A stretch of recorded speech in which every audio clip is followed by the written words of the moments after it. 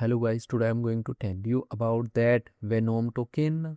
Now before we start the video, let's share my legal disclaimer. This video is only for educational purpose. Do your own research for the investing.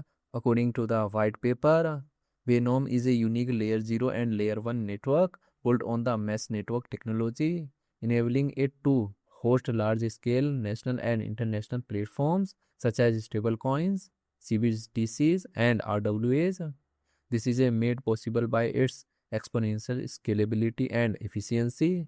The technology serves as the foundation of a blockchain ecosystem, ideal for Web3 apps, aiming to develop next generation digital infrastructure that seamlessly overlays existing Web2 systems. Venom it stands out with its speed, low fees, and unmatched scalability. With a technology stack that ensures rapid finality, Venom is the preferred network for high load systems, whether hosting CBDCs or global institutional infrastructure. Venom guarantees security and stability. Venom project institution rating is 3.3, and this project audited by Cyretic and Hacken. Venom token total supply is 7.36 billion and circulating supply is around 988.91 million Venom token.